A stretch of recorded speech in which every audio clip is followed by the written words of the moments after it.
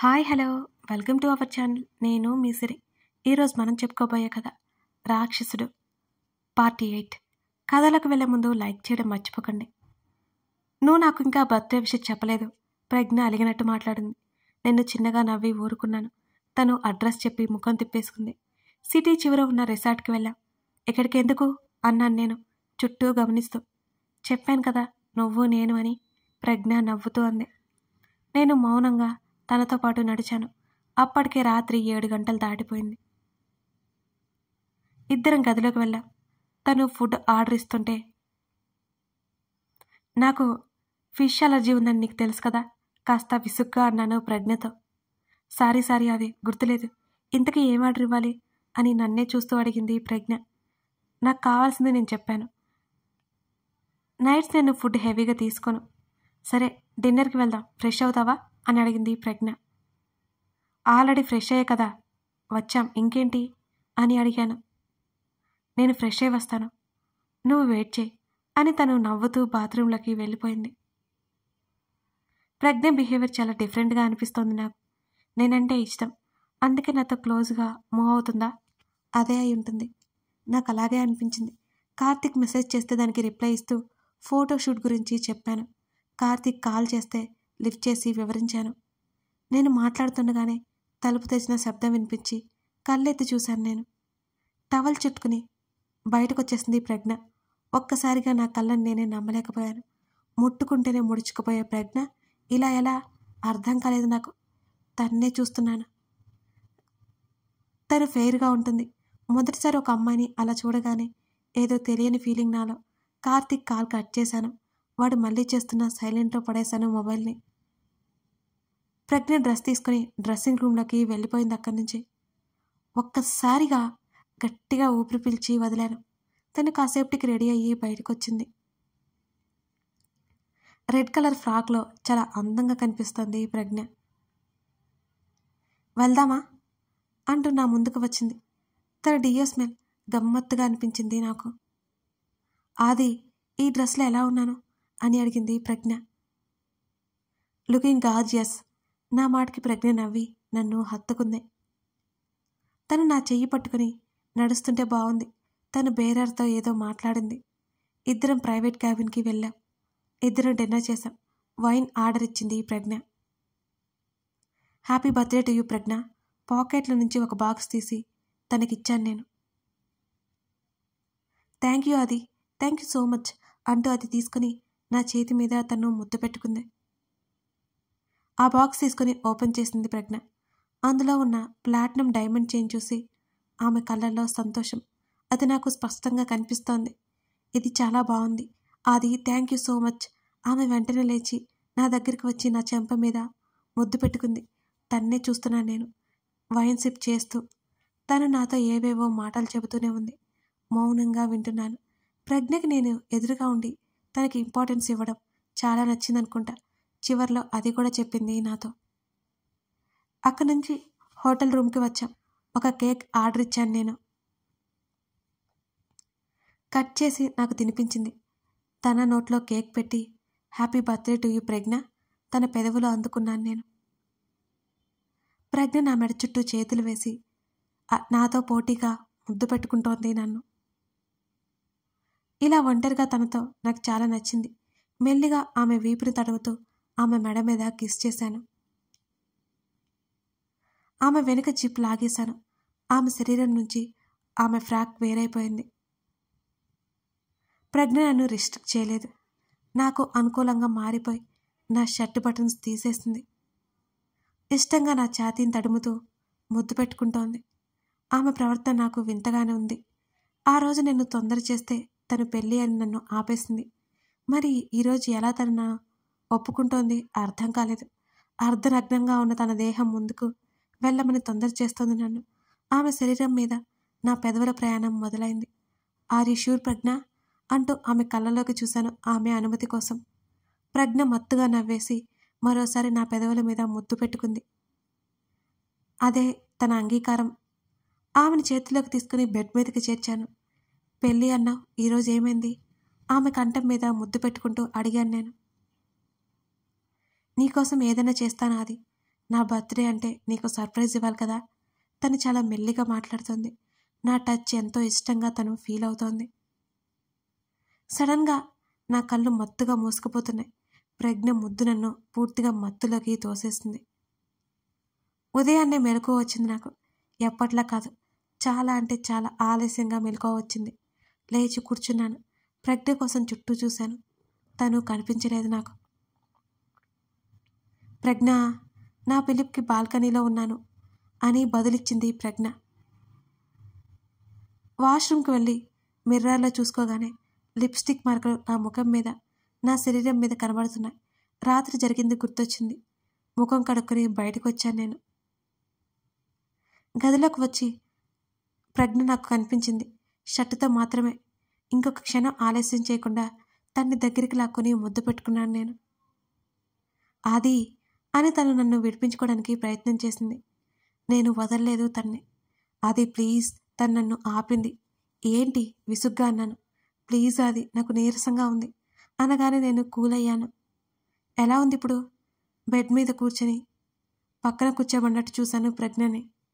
తను నేరుగా నా ఒడిలో కూర్చుంది. కళ్ళెగరేశాను. తను సిగ్గుగా నవ్వింది నన్నే చూస్తూ. నైట్ ఏం జరిగింది అన్నాను. అది ప్లీజ్ టీజ్ చేయకు అంటూ తను నా భుజం మీద తలవాల్చింది. నిజానికి డ్రింక్ చేశాను నైట్. నాకు సాటిస్ఫాక్షన్ లేదు. ప్రజ్ఞ, నైట్ నాకేం గుర్తులేదు అన్నాను నేను. ఇప్పుడే కదా అన్నావు నచ్చింది అని తను నన్ను అడిగింది. తన ముఖంలో నాకు అయోమయం కనిపిస్తోంది. హెవీగా డ్రింక్ చేశాను కదా అన్నాను నేను. నాకు అన్నీ గుర్తున్నాయి. నీ లవ్ ఎంతుందో నాకు అర్థమైంది ఆది అంటూ నా ఫోర్ హెడ్ మీద ప్రజ్ఞ కిస్ ఇచ్చింది. నవ్వుతూ తనకి పెక్కిచ్చాను. ఆది, ఇక వెళ్దామా? ఈ నైట్ కూడా అవని అనగానే మరోసారి నవ్వుతూ పో ఆది అంటూ తలదించేసింది. ఇదంతా నాకు తప్పు అనిపించలేదు. Because we are in relationship. నేను ప్రజ్ఞని తప్పకుండా పెళ్లి చేసుకుంటాను. అక్కడి నుంచి ఆఫ్టర్నూన్కి ఇంటికి వచ్చేసాం మేము. అమ్మి ఈవినింగ్ ఇంటికి వచ్చాక విషయం చెప్పాలి అనుకున్నాను అమ్మికి. ప్రజ్ఞ నన్ను బాగా డిస్టర్బ్ చేసింది. ఏమాత్రం ఊహించని సర్ప్రైజ్ ఇచ్చింది. ఆ రోజు సాయంత్రం ఇంటికి వచ్చింది అమ్మి. అమ్మి, నేను పిలుస్తుంటే టైట్గా ఉండాలి, రెస్ట్ తీసుకుంటాను అని అంది అమ్మి. What happen? హాస్పిటల్కి వెళ్దాం పదా అన్నాను నేను తొందర చేస్తూ. రోజులా అమ్మి యాక్టివ్గా లేదు. అందుకే నాకు టెన్షన్ వచ్చింది. నాకు ఈ ప్రపంచంలో ముఖ్యమైన వారిలో ఉండేది మొదట మా అమ్మీనే. నా కళ్ళ ముందే గుండె పట్టుకొని నేల మీదకి ఒరిగిపోయింది. నాకైతే మతి పోయింది. కాళ్ళు చేతులు ఆడలేదు. పరుగున అమ్మిని పట్టుకున్నాను. పిలుస్తుంటే నన్ను చూస్తోంది తప్ప మలగట్లేదు. కళ్ళు తేలేసింది అమ్మి. వెంటనే 2 చేతుల్లో మోసుకొని బయటికి తీసుకొచ్చాను నేను. పరుగున హాస్పిటల్కి తీసుకెళ్లాను అమ్మిని. అమ్మికి హార్ట్అటాక్ వచ్చిందని డాక్టర్స్ హడావుడి చేస్తున్నారు. మొట్టమొదటిసారి జీవితంలో నాకు భయం అంటే ఏంటో అప్పుడే తెలుస్తోంది. డాక్టర్ హడావుడి చూస్తుంటే ఏం చేయాలో తోచలేదు. అమ్మికి ఏం కాకూడదు. వెంటనే నేను అప్పాకి కాల్ చేశాను. ఆయన అరగంటలో వచ్చేశారు. డాక్టర్ ట్రీట్మెంట్ చేస్తూనే ఉన్నారు. అల్లాకి వేడుకుంటున్నారు అప్ప. అమ్మికి షాక్ ట్రీట్మెంట్ ఇస్తుంటే మేము చూడలేకపోయాం. అప్ప కళ్ళల్లో నీళ్లు మొదటిసారి చూశాను. నా శరీరం అంతా చల్లబడిపోయింది. ఏ వార్త వినాల్సి వస్తుందేమోనని నా గుండె ఆగి ఆగి కొట్టుకోసాగింది. కాసేపటికి అమ్మి కుదురుకుంది. ఆమె స్పృహలో లేదు. డాక్టర్ బయటకొచ్చాడు. ఇమీడియట్గా సర్జరీ చేయాలి అని అన్నారు. నేను అప్ప వైపు చూశాను భయంగా. ప్రాబ్లం ఏంటి డాక్టర్ అని వణికే గొంతుతో అడిగారు అప్ప. హార్ట్అటాక్. డాక్టర్ మాటలకు మేమిద్దరం నిర్ఘాంతపోయాము. డాక్టర్ అస్పష్టంగా పలికారు అప్ప. అవునండి, వెంటనే సర్జరీ చేయాలి. మీరు మాకు ఓకే చెప్తే మేము ప్రాసెస్ స్టార్ట్ చేస్తాం, లేకపోతే ఆవిడ ప్రాణాలకి ప్రమాదం అని అన్నారు. నాకేం చేయాలో అర్థం కాలేదు. అమ్మాయికి అంత సడన్గా హార్ట్అటాక్ రావడం ఏంటి, ప్రాణాల మీదకి రావడం ఏంటి, సర్జరీ చేయడం ఏంటి? నాకు ఇదంతా నమ్మకం కలగడం లేదు. ఆది, కంట్రోల్. అప్ప నా భుజం మీద చేయి వేశారు. మరో గంట సేపటికి వరకు అమ్మికి స్పృహ రాలేదు. మీ అమ్మగారు మీతో మాట్లాడాలి అనుకుంటున్నారు అనగానే నేను అప్ప ముఖముఖాలు చూసుకున్నాము. అప్పాని కూడా లోపలికి రమ్మందామని చెప్పే లోపలే ఆవిడ హస్బెండ్ వస్తే చూడ్డానికి వీల్లేదని చెప్పారు. ఆమె కొడుకు మీరేనా?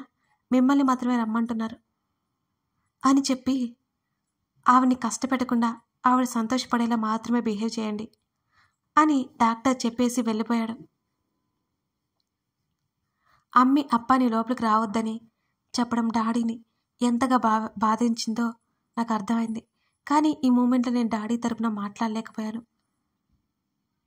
నేనంటే ఇంత అసహ్యమని ఇప్పటివరకు నాకు తెలియదు. అది ఏం పర్వాలేదు, మీ అమ్మి బాగుంటే నాకు అంతకంటే ఇంకేం వద్దు అన్నారు అప్ప విరక్తిగా నవ్వుతూ. ఆయన వైపు బాధగా చూశాను నేను. వెళ్ళమన్నట్టు నా భుజం తట్టారు అప్ప. నేను మెల్లిగా తలుపు తెరుచుకుని మరీ లోపలికెళ్ళాను. ఆ డ్రెస్లో పేషెంట్లా అలా అమ్మి బెడ్ మీద పడుకోవడం నాకేమాత్రం నచ్చలేదు. 30 సంవత్సరాలు ఉన్నట్టే కనబడే అమ్మి ఇప్పుడే వృద్ధాప్యంలోకి వెళ్ళిన ఫీలింగ్ కలిగింది నాకు అలా చూస్తుంటే. ఇది నాకేమాత్రం నచ్చలేదు. అమ్మీని అలా చూడగానే నా కనులు చెమ్మగిల్లాయి. కళ్ళతోనే పిలుస్తూ ఆక్సిజన్ మాస్క్ తీసి పక్కన పెట్టింది. అమ్మీ దగ్గరికి వెళ్ళాలంటేనే భయం వేస్తుంది నాకు. నేను ఎవరిదైనా ఇలాంటి పరిస్థితుల్లో చూడకూడదు అనుకున్నానో వాళ్ళనే ఇలా చూస్తున్నాను. మెల్లిగా అమ్మీ దగ్గరికి వెళ్ళి తన చేతిని పట్టుకుని నుదురికి ఆనించుకున్నాను నేను. మరో చేత్తో నా తల మీద చేయి వేసి చిన్నా అని నన్ను నెమ్మదిగా పిలిచింది అమ్మి. చెప్పు అమ్మి, నాదొక చివరి కోరిక ఉంది, తీరుస్తావా అని అనగానే నాకు ఎక్కలేని కోపం వచ్చింది. నీకేం కాదు అమ్మి అంటూ పూడుకుపోయిన గొంతుతో చెప్పాను నేను. అమ్మి నవ్వింది నా మాటలకి. చిన్నా, నాకంతా తెలుసు అనగానే నేనేం మాట్లాడలేకపోయాను. ఇక అమ్మి అన్నాను బాధగా. చిన్న ప్లీజ్, నేను చెప్పేది విను అంటూ అమ్మి చెప్పిన మాటలన్నీ విన్న తర్వాత కళ్ళు పెద్దవి చేసి చూశాను నేను. అమ్మి, ఏం మాట్లాడుతున్నావు అన్నాను గట్టిగా. ప్లీజ్, అది నేను పోయాక నీ కడుపున పుట్టాలి కదా అనగానే అమ్మి అంటూ నోటి మీద చెయ్యేసి అలా మాట్లాడొద్దన్నట్టు చూశాను. నా చేతిని తప్పించి, అది నా జీవితం అంటే నాకేమాత్రం నచ్చదు. నాకు నచ్చేలా మలుచుకోవడానికి చాలా టైం పట్టింది. నా జీవితంలో ఒక ముఖ్యమైన ఘట్టం ఏంటంటే నువ్వు నా జీవితంలోకి వచ్చిన తర్వాత నుంచి ఇప్పటి వరకు నీ జీవితం నా జీవితంలా కాకూడదు. మన లైఫ్లో అర్థం చేసుకోలేని లైఫ్ పార్ట్నర్ ఉండడం కంటే నరకం ఉండదు అంటూ ముఖం పక్కకు తిప్పుకొని కన్నీరు కార్చింది. అమ్మి ప్లీజ్, నువ్వు ఇలా స్ట్రెస్ తీసుకోకూడదు అని కంగారుగా చూశాను నేను. నాకు మాట ఇవ్వాలి, సోనాని పెళ్లి చేసుకుంటానని. నా వల్ల వాళ్ళ జీవితంలో ఎంతో నష్టపోయారు. తను నీకు భార్యని చేసి మహారాణిలా చూసుకోవాలి అని నా కోరిక అని అంది. నిజానికి నాకు ఆ క్షణంలో ప్రజ్ఞ ఏమాత్రం గుర్తుకు రాలేదు. ఎందుకో తెలియదు. అమ్మి తను ఎవరో ఎక్కడుంటుందో నాకు తెలీదు. అలాంటి అమ్మాయితో నా లైఫ్ ఎలా షేర్ చేసుకోవడం? నాకు ఇదంతా నచ్చలేదు అన్నాను నేను. అడ్రస్ చెప్పి నాకు సర్జరీ తప్పనిసరి అని నాకు తెలుసు. నాకు 50-50 ఛాన్సెస్ అని కూడా తెలుసు. నేను ఉన్నా లేకపోయినా నువ్వు సోనాని పెళ్లి చేసుకోవాలి. అది తనంటే నాకు చాలా ఇష్టం. అది వాళ్ళ అమ్మ నా మూలంగా చాలా ఇబ్బంది పడింది. చెప్పాను కదా, తన్ని మహారాణిలా చూసుకోవాలి. నువ్వు ఎలాగైనా నీ భార్యని చేసుకో, ఎలాగైనా సరే తను నా ఇంటి కోడలు కావాలి. అమ్మి నా చేతిని తన తల మీద పెట్టుకుంది. అమ్మి అన్నాను. అప్పటికే ఊపిరి తీసుకోవడం కష్టమవుతుంటే డాక్టర్ హడావుడి చేశారు. నాకైతే భయం వేసింది. అమ్మి పరిస్థితి ఎలా ఉంటుందో ఏమో అని. మరో అరగంటలో సర్జరీకి ఏర్పాట్లు జరుగుతున్నాయి. సర్జరీ జరిగింది. అమ్మిలో ఎటువంటి ఇంప్రూవ్మెంట్ లేదు. 48 గంటలు గడిస్తే గానీ చెప్పలేమన్నారు వాళ్ళు. ఆఫీస్ బాధ్యతలన్నీ కార్తీక్కి అప్పచెప్పాను. రోజు సాయంత్రం వచ్చి చూసిపోతున్నాడు కార్తీక్. 48 గంటలు పోయి 4 రోజులయ్యాయి. అయినా సరే అమ్మిలో ఎటువంటి చలనం లేదు. డాక్టర్స్ ఇంకా వెయిట్ చేయమంటున్నారు. అమ్మి లేని ప్రపంచం నాకు శూన్యంగా అనిపిస్తోంది. 4 రోజులు తర్వాత విషయం తెలిసిన ప్రజ్ఞ హాస్పిటల్కి వచ్చింది. ఆమెతో నాకు సరిగ్గా మాట్లాడడానికి కూడా వీల్లేదు. తను అక్కడ గంటసేపు ఉంది, వెళ్ళిపోయింది. ఆ తర్వాత మరో వారం రోజులు గడిచాయి. అప్పాని బలవంతంగా ఇంటికి పంపించాను నేను. ఆయన అక్కడుంటే స్ట్రెస్ అవుతున్నారని, వెంటిలేషన్ మీద ఉంచాలని డాక్టర్స్ చెప్పారు అమ్మిని. అమ్మి ఎందుకో డిప్రెస్ అయ్యి కోమాలోకి వెళ్ళిందన్నారు. నేను షాక్ అయిపోయాను. ఈ సిచ్యువేషన్ని భరించడం నా వల్ల కావడం లేదు అసలు. వారం రోజులు ఇంటి ముఖం కూడా చూడలేదు నేను. ఎలా ఉన్నానో నాకే తెలియదు. నా మీద నాకే బాధ్యత లేకుండా పోయింది ఆ సమయంలో.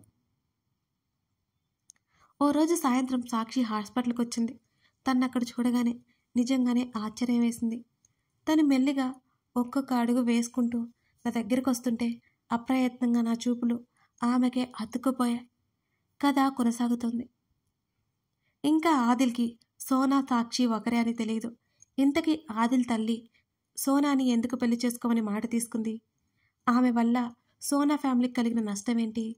ఇవన్నీ తెలియాలంటే మీరు ఈ కథని పూర్తిగా ఫాలో అవ్వాల్సిందే. లైక్ చేయడం, కామెంట్ చేయడం మర్చిపోకండి friends. Thank you for watching this video.